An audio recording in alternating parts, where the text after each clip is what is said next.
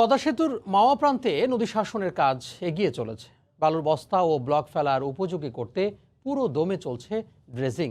নদী শাসনে কাজের অগ্রগতি হয়েছে ৮৬%। এদিকে সেতুর দুপাশে রেলিংয়ে ১০,০০০-এর বেশি প্যারাপেট ওয়াল বসানোর কাজ শেষ হয়েছে বলে জানিয়েছেন প্রকল্প পরিচালক। আবু সাইদের ক্যামেরায় নাসির উদ্দিন উজ্জ্বলের রিপোর্ট। দেশের কোটি কোটি মানুষের ভাগ্য বদলে দেওয়ার পদ্মা সেতুর চূড়ান্ত পর্যায়ের কাজ দ্রুত এগিয়ে চলছে। শুষ্ক মৌসুম আসতেই গতি এসেছে নদী শাসনের কাজে। মাওয়া প্রান্তে চলছে ১.৮০ কিলোমিটার এলাকায় নদী শাসন। ব্লক ও বালুর বস্তা ফেলার উপযোগী করতে চলছে এখন ড্রেজিং। জাজিরা প্রান্তে চলছে বাকি ১ কিলোমিটার এলাকায় নদী শাসন। স্লোপে বস্তা ফেলতে হলে ড্রেজিং করতে হবে। ড্রেজিং চলমান আছে। স্লোপ রেডি হলে স্লোপে ১২৫ কেজি বস্তা ডাম্পিং করবে। ডাম্পিং করে তার উপরে রক পাথর ডাম্পিং করবে। পুরো সেতুর দুই পাশে রেলিংয়ে বসবে ১২,৩৯০টি প্যারাপেট ওয়াল। এর মধ্যে ১০,৩৭৭টি বসে গেছে। সেতুটি যান চলাচল উপযোগীর শেষ পর্যায়ের কাজ চলছে এখন। অক্টোবরের ৩১ তারিখ পর্যন্ত আমাদের মেইন ব্রিজের অগ্রগতি ৯৫%, নদী শাসনের অগ্রগতি আপনার ৮৬%, আর সার্বিক অগ্রগতি ৮৮.৭৫। ভলিউমে বেশি না, কিন্তু যেহেতু ফিনিশিংয়ের কাজ সময় লাগছে আর কি। সেতুর জাজিরা প্রান্তে প্রায় ১১ কিলোমিটার এবং মাওয়া প্রান্তে ৩০০ মিটার এলাকায় নদী শাসনের কাজ সম্পন্ন হয়ে গেছে। নাসির উদ্দিন উজ্জ্বল, সময় সংবাদ, মুন্সিগঞ্জ। কুমিল্লায় ধর্ম অবমাননায় প্রধান অভিযুক্ত ইকবাল হোসেন ভবঘুরে কিংবা পাগল নয়। সে সুস্থ মস্তিষ্কের একজন মানুষ। মোটরযান শ্রমিক হিসেবে একসময় কাজ করত ইকবাল। তাকে অত্যন্ত চতুর দাবি করে রিমান্ডে তার কাছ থেকে গুরুত্বপূর্ণ তথ্য পাওয়ার দাবি করেছে সিআইডি। এদিকে স্থানীয় সংসদ সদস্যের দাবি, টাকার বিনিময়ে ইকবালকে ব্যবহার করে পরিকল্পনা বাস্তবায়নের চেষ্টা করে একটি গোষ্ঠী। বাহার রাহানকে সঙ্গে নিয়ে বুলবুল রেজার রিপোর্ট। ক্যামেরায় ছিলেন ওমর ফারুক। কুমিল্লার পূজা মণ্ডপে কোরআন শরীফ রেখেছিল ইকবাল হোসেন। সিসি ক্যামেরার ফুটেজ দেখে বিষয়টি নিশ্চিত হওয়ার পর অনেকেই তাকে ভবঘুরে কিংবা পাগল আখ্যা দিয়েছিল। পরিবারের পক্ষ থেকেও দাবি করা হয়েছিল সে মানসিকভাবে অসুস্থ। ঘটনার পর ইকবালকে পুলিশ আবিষ্কার করে কক্সবাজারের সমুদ্র সৈকতে। জানতে পারে কুমিল্লা থেকে ট্রেনে চড়ে চট্টগ্রাম, সেখান থেকে কয়েক দফা যাত্রা বিরতি দিয়ে ইকবাল পৌঁছায় কক্সবাজারে। যাত্রাপথে মসজিদ থেকে আবারও কোরআন চুরি। পুলিশের দাবি, একজন পাগলের পক্ষে এসব করা সম্ভব নয়। সে ঘটনার পরে কিন্তু পালিয়ে গেছে কক্সবাজারে। একজন পাগল তো আর এটা সম্ভব হতো না। ট্রেনে উঠে সে চিটাগাং গেছে, চিটাগাং থেকে সে কক্সবাজারে গেছে। প্রধান অভিযুক্ত ইকবাল হোসেন রিমান্ডে নতুন নতুন তথ্য দিচ্ছেন। এতে রহস্য উদ্ঘাটন ও ইন্ধনদাতাদের শনাক্ত করা সহজ হবে বলে জানিয়েছেন তদন্ত সংশ্লিষ্ট কর্মকর্তারা। এদিকে রিমান্ডে থাকা অন্য আসামিরা যেসব তথ্য দিচ্ছেন তাও যাচাই করা হচ্ছে।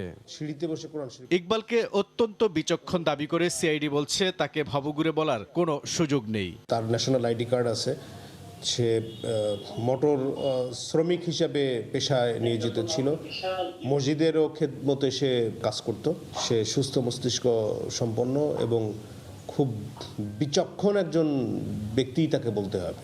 স্থানীয় সংসদ সদস্যের দাবি, নিজেদের পরিকল্পনা বাস্তবায়নে ইকবালকে ব্যবহার করেছে কোনো একটি গোষ্ঠী। হয়তো ভবঘুরে ছেলেকে ব্যবহার করছে, টাকা পয়সা দিয়েছে। যারা পরিকল্পিতভাবে এটা করেছিল তারা রাস্তায় নামছিল অস্ত্র লইয়েই। এটা টোটালি 4.5 ঘন্টার মধ্যে যা করার করতে পারছে। ধর্ম অবমাননায় অভিযুক্ত ইকবাল সহ 4 আসামিকে দ্বিতীয় দফা রিমান্ডে নিয়ে জিজ্ঞাসাবাদ করছে পুলিশের অপরাধ তদন্ত বিভাগ সিআইডি। বুলবুল রেজা, সময় সংবাদ, কুমিল্লা। প্রতীক্ষার পালা শেষ। আনুষ্ঠানিকভাবে ঢাকায় স্কুল পর্যায়ে শুরু হলো করোনার টিকা দেয়া। প্রথম দিনে 12 থেকে 17 বছর বয়সী শিশুরা পেল ভ্যাকসিন। কাল থেকে দেয়া হবে আরও 7টি কেন্দ্রে। প্রতিটিতে 5,000 করে একদিনে টিকা পাবেন 40,000 কোমলমতি শিক্ষার্থী। কর্মসূচির উদ্বোধন করে শিক্ষামন্ত্রী জানান, অগ্রাধিকার পাবে এসএসসি ও এইচএসসি পরীক্ষার্থীরা। অবশেষে দীর্ঘ প্রতীক্ষার অবসান। পরীক্ষামূলক কাল পেরিয়ে আনুষ্ঠানিকভাবে করোনা টিকার আওতায় এলো দেশের ক্ষুদে নাগরিকরা। সোমবার সকালে রাজধানীর মতিঝিল আইডিয়াল স্কুল অ্যান্ড কলেজে আনুষ্ঠানিক এই কার্যক্রমের উদ্বোধন করেন শিক্ষা ও স্বাস্থ্যমন্ত্রী। টিকা পাওয়ার পর খুশির জোয়ারে ভাসে শিক্ষার্থীরা। নেওয়ার পর কোনো রকম ফিল হয়নি, এখন খুব ভালো লাগছে নিয়ে, একটা রিলিফ। পরীক্ষা ক্লাস যে কোনো কিছুতেই এখন আর আসতে ভীতিটা কাজ করবে না, নিজেকে সুরক্ষিত মনে করছি। অন্যদিকে বাড়ির ছোট্ট সদস্যটিকে টিকার আওতায় আনতে পেরে অভিভাবকেরাও যেন অনেকটাই শঙ্কামুক্ত। আমি আমার হাজবেন্ড যখন টিকা দিছি, তারপরে আমার বাচ্চাটা নিয়ে ভয় ছিল, এখন ওই বইটা কেটে গেছে। কার্যক্রম বলতে সরকারকে ধন্যবাদ, কারণ আমাদের বাচ্চারা স্কুলে এতদিন আসতে পারেনি, তারা বাসায় অসুস্থ হয়ে যাচ্ছিল। আনুষ্ঠানিক এই কার্যক্রমের উদ্বোধনী অনুষ্ঠানে উপস্থিত হয়ে বাংলাদেশ সরকারের টিকা কার্যক্রমের প্রশংসা করেন বেশ কয়েকটি দেশের রাষ্ট্রদূত সহ আন্তর্জাতিক সংস্থার প্রতিনিধিরা। পর্যায়ক্রমে সারা দেশের শিশুরা এই কার্যক্রমে অন্তর্ভুক্ত হবে বলে জানান স্বাস্থ্যমন্ত্রী। বলেন, টিকাদান প্রক্রিয়ায় অগ্রাধিকার পাবে পরীক্ষার্থীরা। টিকার কোনো অভাব হবে না। ছাত্রছাত্রীদের টিকা দিতে 3 কোটি টিকা লাগবে। আমাদের 2 কোটি প্রায় অলরেডি আমাদের কনফার্ম। প্রাথমিক পর্যায়ে সব জেলায় আমাদের এই ফাইজার টিকা আমাদের স্কুলের ছেলে মেয়েদেরকে দেওয়া হবে এবং পারলে আমরা একটা উপজেলা পর্যায়ে আমরা পর্যায়ক্রমে নিয়ে যাব। টিকা গ্রহণ করলেও প্রতিটি শিক্ষার্থীকে স্বাস্থ্যবিধি মেনে চলার আহ্বান জানান শিক্ষামন্ত্রী। সব পরীক্ষার্থীকে পরীক্ষার আগে দিয়ে দিতে পারবো এই নিশ্চয়তা কিন্তু আমরা এখন দিতে পারছি না। হ্যাঁ, কিন্তু আমরা চেষ্টা করব যে তাদেরকে আগে দিয়ে দেবেন। মঙ্গলবার থেকে রাজধানীর 8টি কেন্দ্রের প্রতিটিতে 5,000 করে প্রতিদিন টিকা নিতে পারবে 40,000 শিক্ষার্থী। পরীক্ষামূলক পর্যায় শেষে আনুষ্ঠানিকভাবে শিশুদের দেহে টিকা প্রয়োগের মাধ্যমে করোনা মোকাবিলায় আরও এক ধাপ এগিয়ে গেল বাংলাদেশ। তবে কার্যক্রমের গতিশীলতা বজায় রাখতে বেশি সংখ্যক টিকা আমদানির বিকল্প নেই। পাশাপাশি করোনার টিকা গ্রহণ করলেও মেনে চলতে হবে স্বাস্থ্যবিধি। রাশেদ বাপ্পি, সময় সংবাদ, ঢাকা। এদিকে চিকিৎসকরা বলছেন, টিকা নেয়ার পর জ্বর, শরীর ব্যথা, হালকা র্যাশ হতে পারে। তবে সেক্ষেত্রে অভিভাবকদের ভয় না পেয়ে সতর্ক থাকার পরামর্শ দিয়েছেন তারা। শিশু বিশেষজ্ঞরা বলছেন, বমি, খিঁচুনি কিংবা অচেতন হয়ে গেলে যেতে হবে নির্দিষ্ট হাসপাতালে। এক ধাপ পরীক্ষামূলক প্রয়োগ শেষে 12 থেকে 17 বছর বয়সীদের টিকা কার্যক্রম শুরু করেছে বাংলাদেশ। তবে এই বয়সীদের টিকা দিতে অভিভাবকদের মাঝে এখনো রয়েছে শঙ্কা। আবার টিকা দেওয়ার পরেও পর্যবেক্ষণের সময় নিয়ে চিন্তিত অনেকেই। শিশু বিশেষজ্ঞরা বলছেন, বড়দের মতো কিশোরীদের ক্ষেত্রেও টিকার পার্শ্ব প্রতিক্রিয়া হতে পারে। তবে মানিকগঞ্জের অভিজ্ঞতা বলছে, এতে আতঙ্কিত হবার কিছু নেই। জ্বর, শরীর ব্যথা, গায়ে হালকা র্যাশ হলেও ভয়ের কিছু নেই। পার্শ্ব প্রতিক্রিয়া আপনার গায়ে জ্বর আসা, সামান্য ঠান্ডা কাশি লাগা বা র্যাশ ওঠা, যেগুলো আমরা ফুসকুড়ির মতো বলি, এগুলো সামান্য একটু হতে পারে। এটার জন্য কিন্তু মারাত্মক কিছু হবে এমন কোনো আশা করার কিছুই নেই। তবে থাকতে হবে বাড়তি সতর্কে। তীব্র ব্যথা, অতিরিক্ত জ্বর, মাথা ঘুরানো, বমি, খিঁচুনি কিংবা অজ্ঞান হওয়ার মতো উপসর্গ দেখা দিলে যেতে হবে হাসপাতালে। যে কোনো ভ্যাকসিনেশনের পরে যদি কোনো আনওয়ান্টেড এরকম অপ্রত্যাশিত কোনো উপসর্গ যদি গার্জিয়ানরা লক্ষ্য করে, যেগুলো আমি বললাম এই মৃদু উপসর্গের বাইরে, তাহলে অবশ্যই নিকটস্থ হসপিটালে প্রথম বা গভর্নমেন্টের যে ডেডিকেটেড হসপিটালগুলি রয়েছে যেখানে যেখানে এদের জন্য যোগাযোগ করার কথা, সেখানে যোগাযোগ করতে হবে। এই পর্যায়ে যে কোনো সমস্যায় কুয়েত মৈত্রী হাসপাতাল, ন্যাশনাল হার্ট ফাউন্ডেশন, সোহরাওয়ার্দী হাসপাতাল, কুর্মিটোলা জেনারেল হাসপাতালে যাওয়ার পরামর্শ স্বাস্থ্য অধিদপ্তরের। রাশেদ লিমন, সময় সংবাদ, ঢাকা। অন্য প্রসঙ্গ, জলবায়ু সম্মেলনে যোগ দিতে স্কটল্যান্ডের গ্লাসগোতে পৌঁছেছেন প্রধানমন্ত্রী শেখ হাসিনা। বাংলাদেশ সময় রোববার রাত 9টার কিছু আগে গ্লাসগোর প্রেস্টউইক বিমানবন্দরে অবতরণ করে প্রধানমন্ত্রীকে বহনকারী বিমান বাংলাদেশ এয়ারলাইন্সের বিশেষ ফ্লাইটটি। এ সময় যুক্তরাজ্যে নিযুক্ত বাংলাদেশের হাই কমিশনার সাইদা মোনা তাসনিম প্রধানমন্ত্রীকে স্বাগত জানান।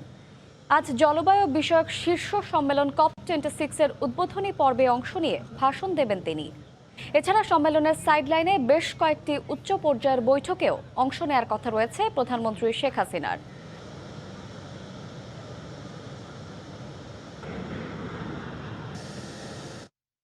এদিকে জলবায়ু সম্মেলনে নির্ধারিত বৈঠকের পাশাপাশি প্রবাসী বাংলাদেশিদের আয়োজনে সেখানে বেশ কয়েকটি অনুষ্ঠানে অংশ নেওয়ার কথা রয়েছে প্রধানমন্ত্রী শেখ হাসিনার।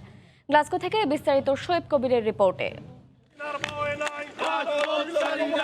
বাংলাদেশের প্রতিনিধিত্ব করার পাশাপাশি এবারের জলবায়ু সম্মেলনে ঝুঁকির মুখে থাকা 48 দেশের জোট ক্লাইমেট ভালনারেবল ফোরামের চেয়ারপারসন হিসেবে প্রতিনিধিত্ব করবেন প্রধানমন্ত্রী শেখ হাসিনা। একই সঙ্গে 1 ও 2 নভেম্বর জলবায়ু সম্মেলনের বাইরেও বিভিন্ন গুরুত্বপূর্ণ বৈঠকেও অংশ নেবেন তিনি। সোমবার স্থানীয় সময় সন্ধ্যায় স্কটল্যান্ড প্রবাসী বাংলাদেশি কমিউনিটি আয়োজিত নাগরিক সংবর্ধনায় ভার্চুয়ালি অংশগ্রহণের কথা রয়েছে প্রধানমন্ত্রী শেখ হাসিনার। স্কটিশ পার্লামেন্টে প্রথমবার বাংলাদেশের প্রধানমন্ত্রী আসতেছেন এবং আমরা সবাই ভেরি মাচ ইন্টারেস্টেড। গ্লাসগোতে দুদিনের ব্যস্ত কর্মসূচি শেষে ৩ নভেম্বর ৬ দিনের লন্ডন সফরে যাবেন প্রধানমন্ত্রী শেখ হাসিনা। আমরা মনে করি মাননীয় প্রধানমন্ত্রী একমাত্র নেত্রী যেই বিশ্বকে অবাক করে করোনা ভাইরাস প্যান্ডেমিকের সময় বাংলাদেশের অর্থনীতিকে সজাগ রেখেছেন। যারা ক্ষতিগ্রস্ত গরিব দেশ যারা এটার জন্য দায়ী তাদেরকে যাতে এটা ক্ষতিপূরণ দেয় এজন্য উনি যে ক্যাম্পেইন চালিয়ে যাচ্ছেন এবং উনি অনেকটা সফল হয়েছেন। আগামী ৯ নভেম্বর লন্ডন স্থানীয় সময় সকালে প্রধানমন্ত্রী ও তার সফর সঙ্গীদের প্যারিসের উদ্দেশ্যে লন্ডন ত্যাগ করার কথা রয়েছে। দীর্ঘ ২ যুগ পর স্কটল্যান্ডে আসলেন বাংলাদেশের প্রধানমন্ত্রী শেখ হাসিনা। গ্লাসগোতে অনুষ্ঠিত জলবায়ু সম্মেলনে অংশ নিয়ে বাংলাদেশের জন্য ইতিবাচক বার্তা নিয়ে যাবেন এমনটাই প্রত্যাশা সকলের। শোয়েব কবির, সময় সংবাদ, গ্লাসগো, স্কটল্যান্ড। ইউনিয়ন পরিষদ নির্বাচনে মনোনয়নকে কেন্দ্র করে যারা সাংগঠনিক শৃঙ্খলা ভঙ্গ করছেন তাদেরকে সতর্ক করেছেন আওয়ামী লীগ সাধারণ সম্পাদক ওবায়দুল কাদের। শৃঙ্খলা ভঙ্গকারী এবং তাদের মদতদাতাদের বিরুদ্ধে দলীয় প্রধানের নির্দেশে তালিকা তৈরি হচ্ছে বলেও জানান তিনি। সকালে তার বাসভবনে ব্রিফিং করেন ওবায়দুল কাদের। সাংগঠনিক শৃঙ্খলা ভঙ্গকারী এবং তাদের মদতদাতা, উস্কানিদাতা, নেতা ও জনপ্রতিনিধিরাও দলীয় শৃঙ্খলা ভঙ্গের অভিযোগে কঠোর সাংগঠনিক ব্যবস্থার সম্মুখীন হবেন। শৃঙ্খলা ভঙ্গকারী এবং তাদের মদতদাতাদের দলীয় প্রধানের নির্দেশে তালিকা প্রস্তুত করা হচ্ছে। অপকর্ম করলে কেউই রেহাই পাবেন না, তাদের শাস্তি পেতেই হবে। ক্ষমতাসীন দলের নেতাকর্মীদের সিন্ডিকেটের কারণেই নিত্য প্রয়োজনীয় দ্রব্যের দাম লাগামহীন বলে অভিযোগ করেছেন বিএনপি নেতারা। দুপুরে জাতীয় প্রেস ক্লাবের সামনে মানববন্ধনে অংশ নিয়ে একথা বলেন তারা।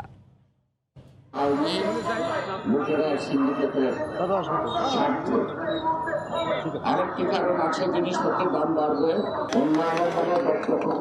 বিদেশের টাকা, সুতরাং এই পাচারকৃত অর্থ বাংলাদেশের টাকা এখন বিদেশ থেকে ধার করে সেই ধারের টাকা চুরি করে বিদেশে পাচার করেছে। শুরু হলো মাসব্যাপী আয়কর মেলা। করোনার কারণে এবার উন্মুক্ত স্থানে আয়োজন না হলেও বাড়ানো হয়েছে সেবার পরিসর। এনবিআর বলছে করদাতাদের উদ্বুদ্ধ করতে মাসব্যাপী থাকবে নানা আয়োজন। প্রথম দিনের সেবায় খুশির কথা জানালেন করদাতারা। বরাবরের মতোই নভেম্বরের প্রথমে শুরু হলো জাতীয় আয়কর মেলা। তবে করোনার কারণে স্বাস্থ্য ঝুঁকি বিবেচনায় রাজধানী ঢাকায় কেন্দ্রীয়ভাবে মেলা আয়োজন না করে সেবা দেওয়ার বিশেষ বুথ বসানো হয়েছে সংশ্লিষ্ট করাঞ্চলগুলোতে। নতুন একটা সেবা সংযোজন করেছি, সেটা হচ্ছে ইটিডিএস। ফিজিক্যালি মুভমেন্টের যে ইস্যুটা সেটাকে একটু আমরা ডিমোটিভেট করতে চাচ্ছি। বাসায় বসে কিংবা আপনি দেশের বাইরে থেকেও রিটার্ন সাবমিট করতে পারবেন। আমরা এখানে এসে জমা দিলে আমরা এটাকে এন্ট্রি করব, এন্ট্রি করে দেখে ওনার রিসিপ্টটা সাথে সাথে যাতে দিয়ে দেওয়া যায়। তারা কিভাবে রিটার্ন ফিল আপ করবে এবং কত টাকা ট্যাক্স দিবে, এই যে হিসাব নিকাশের ব্যাপারগুলোই আমরা আসলে সলভ করার জন্য চেষ্টা করি এবং আমরা আয়কর মেলাতে এই ধরনের সেবা দিয়ে থাকি। সারা দেশে 31টি করাঞ্চলে 649টি সার্কেলে অফিস চলাকালে প্রতিদিন সকাল 9টা থেকে বিকেল 5টা পর্যন্ত আয়কর রিটার্ন জমা দিতে পারবেন করদাতারা। প্রথম দিনে সেবা নিতে আসা করদাতারা জানালেন সহজে শেষ করতে পেরেছেন তাদের কাজ। সত্যি খুব সুন্দর সিস্টেম তারা চালু করেছেন।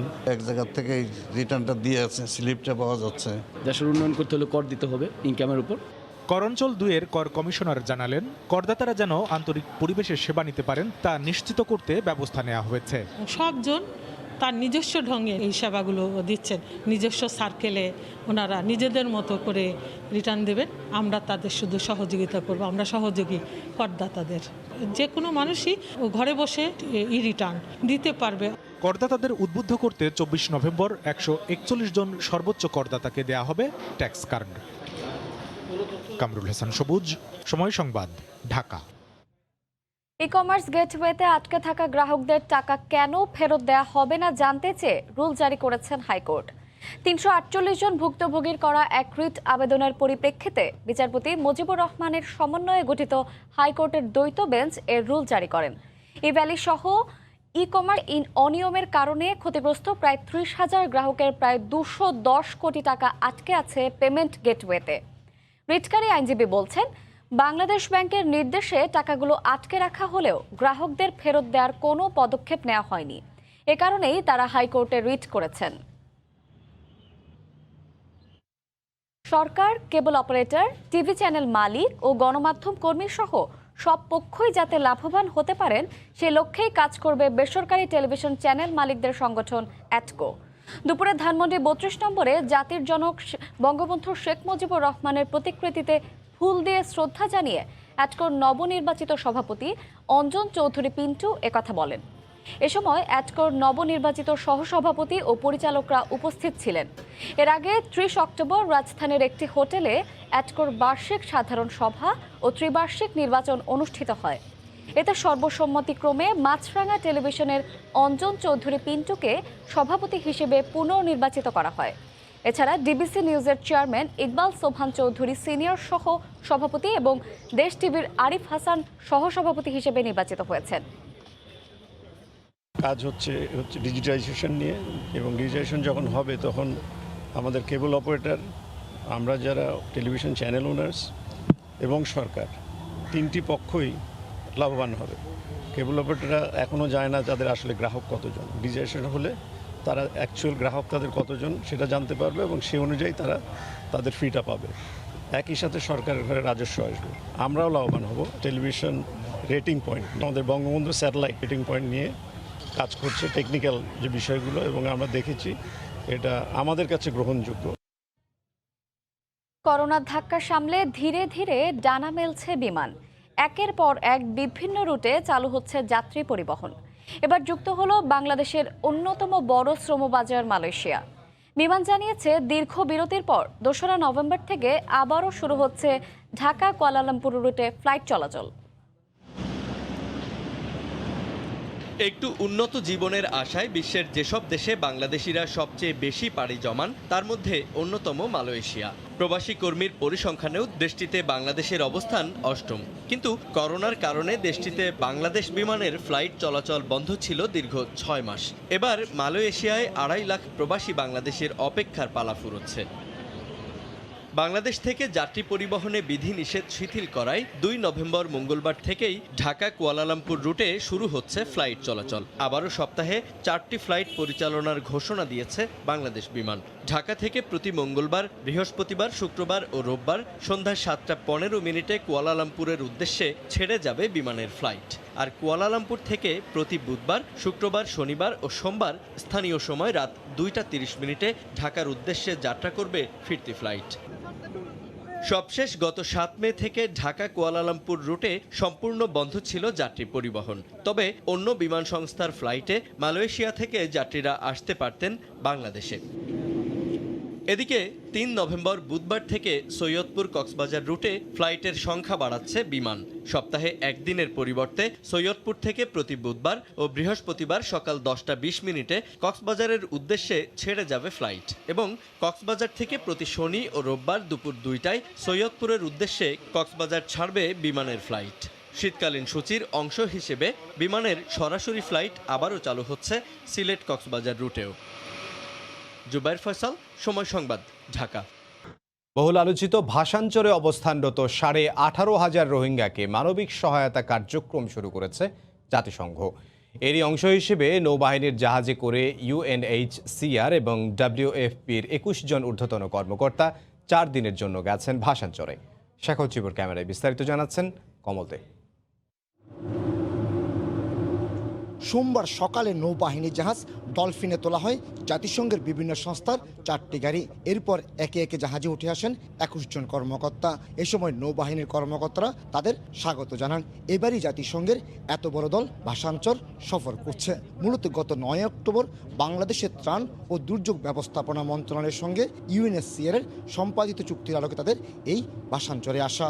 কী ধরনের লজিস্টিক সাপোর্ট তৈরি করা দরকার এবং কীভাবে ওনারা সেটা সাকসেসফুলি কমপ্লিট করবেন তার একটা প্রাইমারি অ্যাসেসমেন্ট করে যাবেন, এবং পাশাপাশি চিরং থেকে কীভাবে এই লজিস্টিক্সটা কন্টিনিউ করা যাবে ভাষাঞ্চলে তারও একটা ইভ্যালুয়েশন ওনারা করবেন। গত 3 ডিসেম্বর থেকে 6 দফায় 18,500 রোহিঙ্গাকে নিয়ে আসা হয়েছিল ভাষাঞ্চলে। কক্সবাজারের টেকনাফ এবং উখিয়ায় অবস্থানরত রোহিঙ্গাদের জাতিসংঘ মানবিক সহায়তা দিল ভাষাঞ্চল নিয়ে তাদের অনীহা ছিল। তবে শেষ পর্যন্ত তারা ভাষাঞ্চলে যাওয়ায় স্বস্তি ফিরছে বাংলাদেশের শরণার্থী বিষয়ক কমিশনে। এখানে সহযোগিতা বলতে এখানে আমরা তো যে অপারেশনটা চলতেছে বেসিক্যালি বাংলাদেশ বেসড এনজিও দিয়ে, এখানে যেহেতু ওনারা আসেনি, এখন আস্তে আস্তে ওনারা আসবেন, ওনারা ওনাদের মতো কন্ট্রিবিউশন করবেন, সেটা ওনারা নির্ধারণ করবেন যে কোন লেভেলে ওনারা আমাদের কীভাবে হেল্প করতে পারেন। তবে সব সেক্টরে আমরা চাইবো ওনাদের প্রেজেন্সটা যেন থাকে। জাতিসংঘের এই প্রতিনিধি দলটি আগামী 4 নভেম্বর পর্যন্ত ভাষাঞ্চলে অবস্থান করে রোহিঙ্গাদের সহায়তার পরিকল্পনা করবেন। পরবর্তীতে তাদের পরিকল্পনা অনুযায়ী ব্যবস্থা নেবে জাতিসংঘ। রোহিঙ্গাদের মূল যেই ফুড এবং নন ফুডের বাইরে আরও অতিরিক্ত কী কী ডিমান্ড আছে, স্পেশালি ওয়াশ, স্যানিটেশন, আপনার নিউট্রিশন, হেলথ, হাইজিন, এগুলোর উপরে কাজ করবেন। 1 লাখ রোহিঙ্গার জন্য উন্নত মানের আবাসন ব্যবস্থা রয়েছে এই ভাষাঞ্চলে। তবে গত প্রায় 1 বছর জাতিসংঘ সহায়তা না দিলেও বাংলাদেশি এনজিওগুলো তাদের সহায়তা করে আসছে। জাতিসংঘের এই প্রতিনিধি দল ফিরে গিয়ে রিপোর্ট দিবে কিভাবে তাদের সাহায্য এবং সহযোগিতা করা যায়। এরপরেই পূর্ণাঙ্গ সাহায্য সহযোগিতা শুরু হবে ভাষাঞ্চলে অবস্থানরত রোহিঙ্গাদের। নোয়াখালীর ভাষাঞ্চল থেকে কমল দে, সময় সংবাদ। টি-20 বিশ্বকাপে আজ একমাত্র ম্যাচে শ্রীলঙ্কার মুখোমুখি হবে ইংল্যান্ড। শারজায় ম্যাচটি শুরু হবে রাত 8টায়। এ ম্যাচে হেরে গেলে সেমির আশা শেষ হয়ে যাবে লঙ্কানদের, অন্যদিকে জিতলেই শীর্ষ 4 নিশ্চিত হয়ে যাবে ইংল্যান্ডের। টি-20 বিশ্বকাপে দারুণ সময় পার করছে ইংল্যান্ড। শুরুতেই বর্তমান চ্যাম্পিয়ন ওয়েস্ট ইন্ডিজকে 55 রানে অল আউট করে নিজেদের শক্তির জানান দেয় মর্গানের দল। সে ম্যাচে জস বাটলার, আদিল রশিদদের কল্যাণে 6 উইকেটের জয় পায় ইংলিশরা। পরের ম্যাচে বাংলাদেশকে 8 উইকেটে হারায় ইংল্যান্ড। সবশেষ চির প্রতিদ্বন্দ্বী অস্ট্রেলিয়াকে বধ করে আত্মবিশ্বাসের তুঙ্গে আছে সিলভার উডের দল। 3 ম্যাচের 3টিতেই জয়ে সেমিফাইনাল প্রায় নিশ্চিত করে ফেলেছে তারা। শারজায় এবার ইংলিশদের সামনে শ্রীলঙ্কা। সেরা ছন্দে আছেন Jos Buttler, Jason Roy, Adil Rashid, Moeen আলীরা।